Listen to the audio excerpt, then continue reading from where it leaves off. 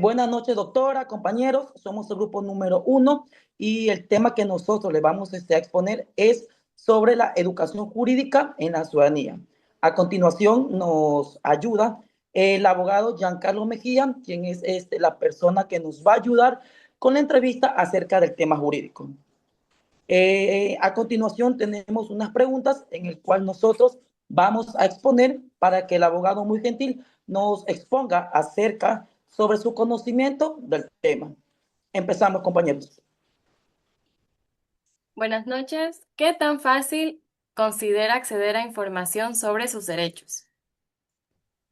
Buenas noches, compañera. Considero que actualmente el acceso a la información sobre los derechos es relativamente sencillo debido a la existencia de plataformas digitales y fuentes oficiales. Sin embargo, es muy importante que tengan presente no sobresalirse o no ocupar demasiado lo que es la inteligencia artificial, ya que muchas veces los estudiantes recurren a esta por la agilidad, pero sin embargo no centrarse mucho en estos canales porque a veces la información no es del todo clara. Sin embargo, considero que el verdadero problema está en comprender cómo se aplican estos derechos a un caso concreto. La Constitución de la República del Ecuador, como una norma suprema, reconoce numerosos derechos y garantías, pero para el ciudadano común puede resultar complejo identificar el mecanismo jurídico que corresponde utilizar para hacerlos efectivos. Por ejemplo, una persona puede saber que tiene derecho a acceder a la información pública. Sin embargo, puede desconocer en qué parte del ordenamiento jurídico se encuentra esta y bajo qué causales puede solicitar la información pública. ¿Ok? Eso sería todo en cuanto a esa pregunta. Listo. Doctor, mi pregunta sería, ¿ha tenido dificultades para comprender los términos legales?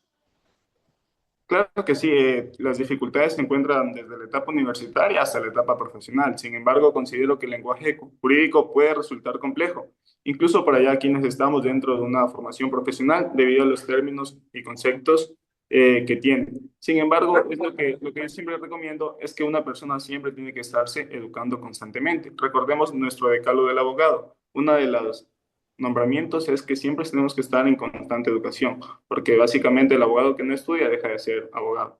Durante la formación universitaria y el ejercicio profesional he podido comprobar y comprender una norma que, de diferentes maneras. Esto es no únicamente leerla, sino que también es necesario analizarla y relacionarla con otras disposiciones legales cuando aún corresponde, es decir, comparar normativa legal. Por ejemplo, tenemos términos como prescripción, caducidad, cosa juzgada o legitimación activa.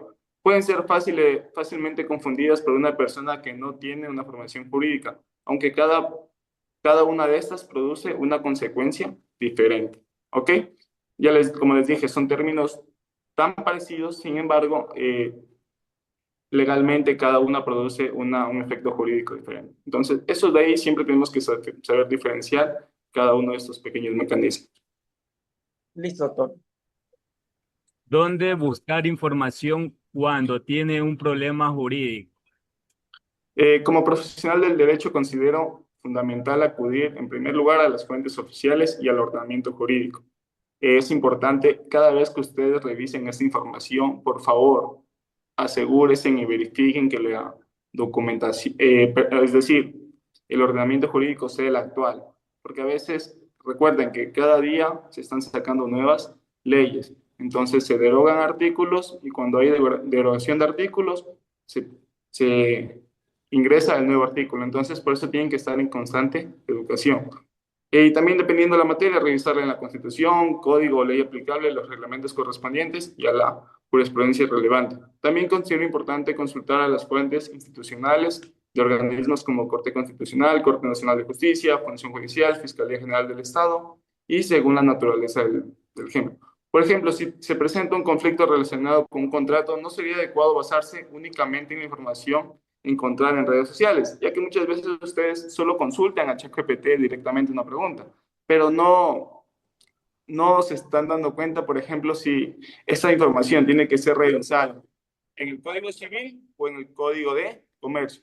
Un claro ejemplo es, por ejemplo, un contrato de arrendamiento de una casa. Este de aquí se va a basar de tal manera, o sea, el ordenamiento jurídico por el cual se va a basar va a ser el Código Civil. Sin embargo, el arrendamiento de un local comercial va a ser bajo el Código de Comercio. ahí encontramos algo tan simple que a veces se confunde. Es decir, usted como abogado, ¿qué va a hacer? Va a revisar,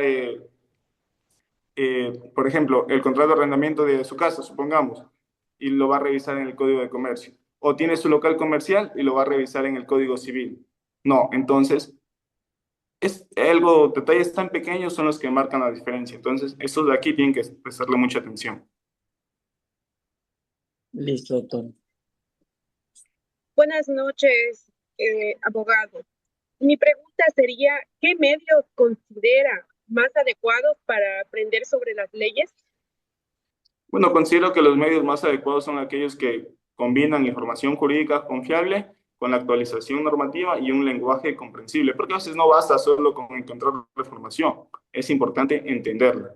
Las plataformas digitales oficiales, cursos, seminarios, talleres, material jurídico, material audiovisual, jurisprudencia, infografías, todo puede ser útil a la hora de ejercer la profesión.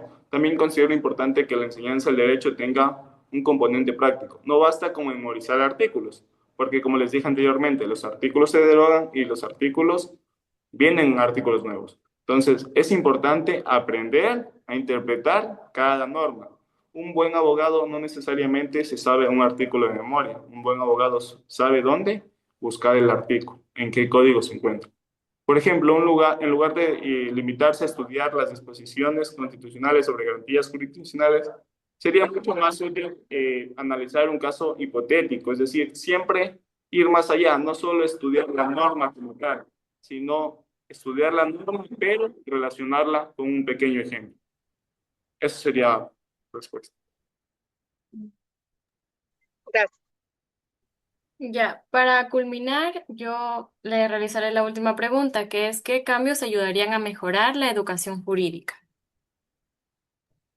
Bueno, pues considero que debería fortalecerse una educación jurídica más práctica, más accesible y orientada a la ciudadanía. La enseñanza del derecho no debería limitarse exclusivamente a las universidades, sino que también debería promoverse desde niveles educativos y mediante plataformas de educación. Tal es el caso, por ejemplo, no sé si a ustedes les ha pasado, van por la calle y ustedes ven como el peatón irrespeta las señales de tránsito. Entonces, a veces solo le echamos la culpa al conductor, pero si nosotros educáramos también al peatón, ya les digo, con enseñanzas, con charlas, con cursos, habría menos accidentes en el Ecuador actualmente.